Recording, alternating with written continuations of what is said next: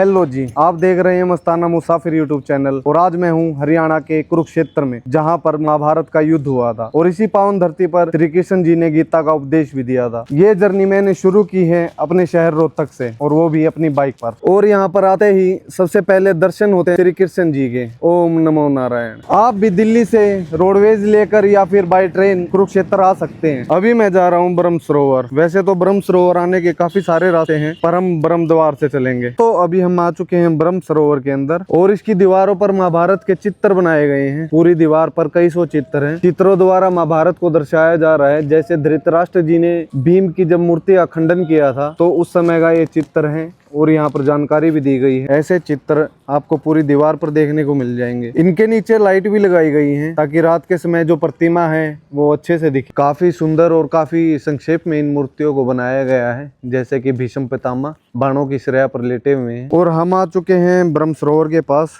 जैसा कि आप देख सकते हैं, काफी दूर तक फैला हुआ है ये सरोवर।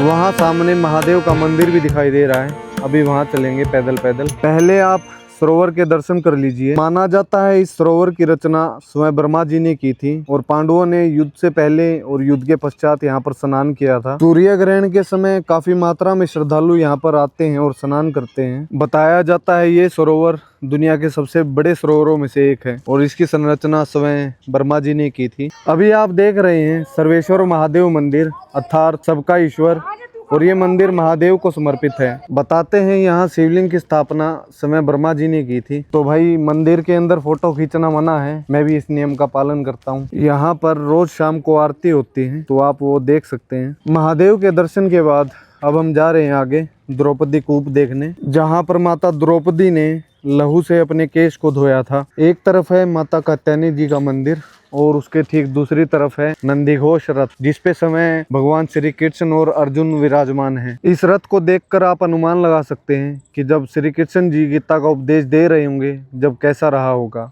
और इस रथ के ऊपर विराजमान है स्वयं हनुमान जी, इसलिए अर्जुन को कपिध्वज भी कहा जाता था। माना जाता है ये रथ देवताओं द्वारा दिया गया था, और ये दिव्य बाण सहने में सक्षम था। युद्ध खत्म होने के बाद जब श्री कृष्ण जी रथ से उतरे और फिर अर्जुन उतरे, तो ये रथ जलकर भस्म हो गया था। मान्यता है कि श्री कृष्ण की वजह से ही ये रथ पूरे युद्ध भर चला। इस रथ को देखकर मेरे मन में एक बात आती है, जब रथ पे इतने सारे देवता विराजमान थे, हनुमान जी विराजमान थे, स्वयं सृष्टि के रचयिता श्री कृष्ण जी विराजमान थे, और ध्वजा पर गरुड़ जी विराजमान थे, फिर भी जब कर्ण बाण चलाता तो ये रथ 10 कदम पीछे खिसक जाता। अब इसमें अर्जुन ज्यादा सक्षम था, बड़ा धनुधारी था, या फिर कर्ण ज्यादा बड़ा धनुधारी था? इस बात का जवाब आप दीजिएगा। मंदिर के ठीक पीछे है खाटू श्याम जी का मंदिर, तो चलिए यहाँ के भी दर्शन कर लेते हैं। ये वही मंदिर है जहाँ पर भीम के पोते वीर बर्बरीक ने महाभारत का पूरा युद्ध देखा था, जिन्हें आज हम खाटू श्याम के नाम से भी जानते हैं। उनका शीश यहाँ पर पहाड़ी पर रखा गया था, जहाँ पर आज मंदिर है, और फिर उन्होंने जो कुछ भी देखा वो श्री कृष्ण जी को बताया था। और ठीक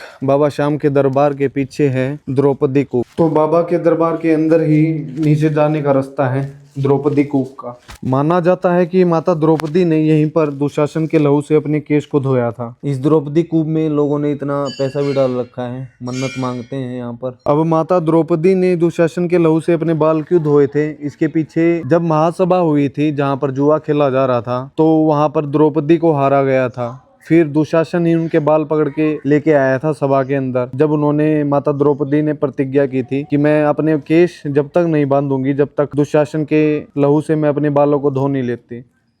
ब्रह्म सरोवर में चारों तरफ आपको घाट देखने को मिल जाएंगे। जैसे सामने है रुक्मणी घाट, इधर है फिर देवकी घाट, और बहुत सारे मंदिर भी हैं यहाँ पर। तो आप आराम से 2-3 घंटे घूम सकते हैं इसके अंदर, और अच्छे से दर्शन कर सकते हैं। शाम के समय यहाँ पर सारी जगह लाइट जला दी जाती हैं, और ये फाउंटेन भी चालू किए जाते हैं। जो रात का नज़ारा होता है वो काफी शानदार होता है। चलो जी, ब्रह्म सरोवर के अच्छे से दर्शन करने के बाद अब हम चलते हैं नरकतारी, जहाँ पर भीष्म पितामह बाणों की सया पर लेटे हुए हैं। ब्रह्म सरोवर के अंदर आने के काफी सारे रास्ते हैं। मैं ब्रह्म द्वार से आया था, कृष्ण द्वार भी है, ऐसे ही काफी द्वार बनाए हुए हैं यहाँ, और काफी बड़ा सरोवर है ये। यहाँ पर घूमने में लगभग मुझे ये मान लो कि 3 घंटे लग गए। ब्रह्म सरोवर की परिक्रमा के लिए जो मेट्रो रिक्शा है उसकी भी सुविधा मिल जाती है। तो ब्रह्म सरोवर के सामने ही आपको पार्किंग भी मिल जाएगी जो कि निःशुल्क है। और यहाँ पर अंकल जी हमारे साथ एक रिक्शा वाले। तो अंकल जी, जो पुराना बस स्टैंड से आते हैं यहाँ पर कितना चार्जेस लग जाता है उनका? पुराने बस स्टैंड से यहाँ ब्रह्म सरोवर का हाँ 20 रुपए रेट। 20 रुपए। हाँ और जी। जो मैंने सुना है कि नया बस स्टैंड भी है, हाँ जी, तो वहाँ से यहाँ तक का नए बस स्टैंड से आएगा 30 रुपए रेट। अच्छा पिपली से आएगा तब भी 30 रुपए रेट। अच्छा जी। और एक यहाँ पर अभिमन्युपुरा भी है, अगर कोई हाँ आके जी। यहाँ पर पूरा दिन घूमना चाहे तो उसको भी घुमा सकते हैं आप? हाँ, पूरा दिन के लिए बुक होता है जी। अच्छा, जो वो उसका अलग अलग रेट है, वो सीजन उसका वाइज अलग रेट है जी। ठीक है जी अंकल, धन्यवाद आपका। अभी हम आ गए हैं भीष्म पितामह जी के मंदिर में, और अभी इसके अंदर चलते हैं। मंदिर के अंदर ही भीष्म पितामह बाणों के सैया पर लेटे हुए दिखाई देते हैं। जब भीष्म पितामह ने जल मांगा तो कौरव घड़े लेकर आए जल के, लेकिन भीष्म पितामह ने उनका जल स्वीकार नहीं किया और उन्होंने अर्जुन की तरफ देखा। तब अर्जुन ने बाण निकाला और पृथ्वी की तरफ चलाया। फिर वहां से एक जल की धारा निकली और भीष्म पितामह के मुख तक चली गई, और भीष्म पितामह ने फिर जल ग्रहण किया। भीष्म पितामह जिन्हें इच्छा मृत्यु का वरदान था, उन्होंने कुछ उपदेश दिए और फिर अपने प्राण त्याग दिए।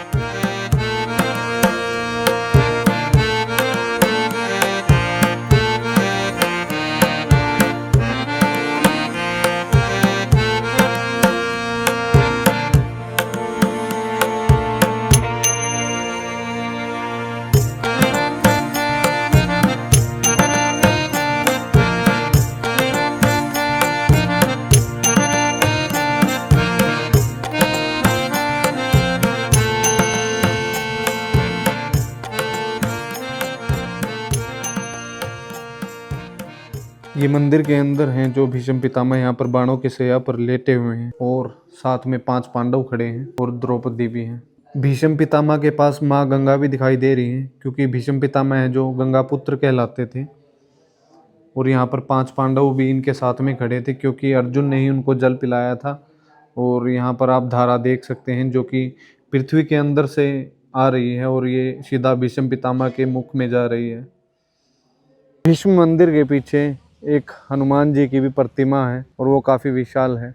भीष्म पितामह के दर्शन के बाद अब हम चलते हैं ज्योतिषर, जहाँ पर पवित्र गीता के प्रवचन दिए गए थे। तो जी अभी आ गए हम ज्योतिषर, जहाँ पर गीता का उपदेश दिया गया था। जैसे ही मैं यहाँ पर आया, वहाँ पर गीता का उपदेश आज भी चालू है। काफी लोग हैं वहाँ पर और काफी भीड़ भी है। चलिए पहले आपको ज्योतिषर के दर्शन करवाता हूँ और फिर आपको वहां पर लेके चलते हैं। यह वही जगह है जहाँ पर श्री कृष्ण जी ने अर्जुन को गीता का उपदेश दिया था। जब अर्जुन ने गांडीव नीचे डाल दिया और उसने देखा कि मेरे यारे प्यारे ही मेरे विरुद्ध खड़े हैं, मेरे भाई मेरे चाचा ताऊ मेरे विरुद्ध खड़े हैं, तो मैं कैसे युद्ध कर सकता हूँ उनके साथ। तब श्री कृष्ण जी ने गीता का उपदेश दिया। और गीता उपदेश क्यों कहा जाता है? क्योंकि गीत गाकर उपदेश दिया था, इसलिए गीता उपदेश कहा गया। उस समय सब रुक गया था। उसी समय भगवान श्री कृष्ण ने अपने 10 अवतार दिखाए थे। इन बड़ के पेड़ों को उस समय का साक्षी माना जाता है जब भगवान श्री कृष्ण ने उपदेश दिए थे। ये पेड़ इतने पुराने हैं कि ये ऊपर से जो इनकी टहनियाँ आती हैं वो नीचे धरती में समा चुकी हैं। इनके दर्शन करने के बाद हम चलते हैं जहाँ पर श्री कृष्ण जी ने अपने अवतार दिखाए थे। जहाँ पर भगवान श्री कृष्ण ने गीता का उपदेश दिया था, उसके ठीक पास ही भगवान श्री कृष्ण की प्रतिमा बनाई हुई है, जिसमें भगवान के 9 अवतार दिखते हैं, क्योंकि 10वां अवतार अभी नहीं हुआ है जो कि है कल की। भगवान श्री कृष्ण के अवतारों के पीछे ठीक शेषनाग भी है। मूर्ति के नीचे दोनों सेनाएं सामने खड़ी हैं और समय रुक चुका है। भगवान श्री कृष्ण जी अर्जुन को उपदेश दे रहे हैं, और यहीं पर नंदी घोष भी खड़ा है, जिसके ऊपर भगवान श्री कृष्ण ने और अर्जुन ने मिलकर युद्ध लड़ा। कुरुक्षेत्र की पावन धरती पर जहाँ पर गीता उपदेश हुआ था, वहाँ के दर्शन करने के बाद हम चलते हैं जहाँ पर अभिमन्यु का वध हुआ था, उसे चक्रव्यूह में फंसाकर जहाँ पर कौरवों ने उसे मारा था। अब हम वहीं चलते हैं। तो हम आ चुके हैं अभी अमीन गांव में, जिसका अब नाम है अभिमन्युपुरा। और मेरे साथ ये दो लोग मुझे मिले हैं, मेरे दोस्त फॉलोवर हैं भाई। तो भाई यही है सोशल मीडिया की पावर। अगर आपको जानने वाले ज्यादा मिलते हैं तो वो ज्यादा खुशी होती है भाई। इनका इंट्रोडक्शन करवा दूं मैं आपसे एक बार। तो भाई आपका नाम? गौरव भाई। और आपका भाई? तो ये कब से किसका नाम बदला गया भाई? भाई लास्ट सेशन था ना बीजेपी का, हाँ। तो जब खट्टर थे यहाँ के हाँ। सीएम, तब चेंज करा गया था भाई नाम, अमीन से अभिमन्युपुर। हाँ। अब पूरे डॉक्यूमेंट वगैरह में अभिमन्युपुर ही है भाई, पर जैसे लोकल वगैरह हैं उसमें तो जानने अमीन से ही जानते हैं। अमीन से। तो यहाँ पर है अभिमन्यु जो हाथ में चक्र उठाए हुए हैं। अब इनसे करते हैं बात कि वाकई में अभिमन्यु का वध यहाँ पर हुआ था। हाँ भाई, जहाँ यहाँ पर जोड़ है ना, या पास में जोड़ है, तालाब है जो, तालाब है जो हाँ। इसमें बताया जाता है कि भाई यहाँ पर चक्कर मिला था, जो टुकड़े हैं उसके मिले थे। हाँ। वो वहाँ पर चक्कर बनाया हुआ है, एक आगे अब दिखाएंगे हम, सूर्य कुंड के पास चक्कर बनाया हुआ है उसी के मतलब पत्थरों से, तो मतलब एक हिस्टोरिकल टाइप को रखने के लिए। अच्छा जी। और ये चक्रव्यूह की रचना की गई है यहाँ पर। ये दर्शाता है कि पहले कुछ ऐसे चक्रव्यूह था जो कौरवों ने रचा था। तो भाई अभी हम चक्रव्यूह के अंदर हैं, के बारे में कुछ बताइए आप। भाई ये था चक्रव्यूह जहाँ पर इसकी बनाई हुई है मूर्ति, तो मतलब एग्जैक्टली वही लोकेशन थी जहाँ पर उसको पकड़ा गया था, मतलब जहाँ पर फंस गया था, बीच में फंस गया था अभिमन्यु फंस चुका था। और यहाँ पर ही जैसे सभी योद्धा आ गए थे इसको इसके साथ लड़ाई करने, या अकेला पड़ गया था। फिर इसने अपने हथियार वगैरह सारे टूट चुके थे, तो लास्ट में इसने अपने रथ का पहिया उठाया सेफ्टी के लिए चारों तरफ से, क्योंकि रथ का पहिया एक ऐसी चीज है जो चारों तरफ से कवर करेगा आपको, तलवारें होगी कुछ भी होगा। तो फिर भाई 10-11 जनों के आगे एक जने की चलती नहीं है, तो यही चीज है भाई। और मैंने सुना है कि इतने कौरवों के जो महारथी थे वो सारे मतलब इसके चक्रव्यूह के बीच में आ चुके थे उसको मारने के लिए।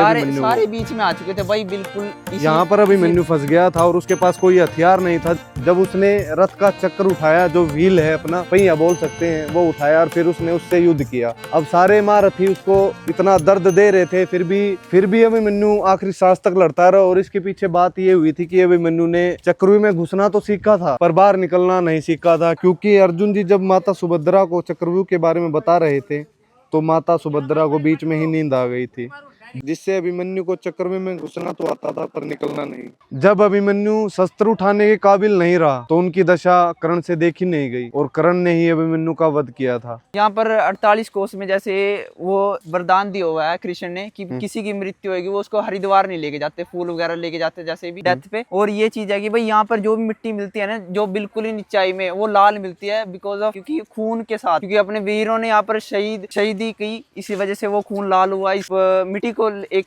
वरदान है ये कहते हैं। हाँ, कई लाख सैनिक मरे थे यहाँ पर और बहुत सारे बड़े बड़े वीर गति हुई यहाँ पर। इसी वजह से ये जो भी 48 कोस पवित्र स्थान बोलते, धर्म क्षेत्र कुरुक्षेत्र, इसे नाम दिया गया यहाँ पर। अभिमन्यु का स्टैचू जहाँ पर बनाया हुआ है उसी के साथ में सूरज कुंड भी है और यहाँ पर लोग स्नान भी करते हैं। साथ में महादेव जी की प्रतिमा भी लगाई हुई है, वहाँ पर आप दर्शन कर सकते हैं। और यहीं पर ये मंदिर भी बनाया गया है, साथ में धर्मशाला भी है। अगर आप भी कुरुक्षेत्र आ रहे हैं और अमीन गांव में आ रहे हैं या फिर अभिमन्युपुरा आ रहे हैं तो बनखंडी महादेव जरूर आइएगा, क्योंकि इनका भी इतिहास महाभारत काल से बताया जाता है और यहाँ पर जो शिवलिंग है वो चांदी के हैं।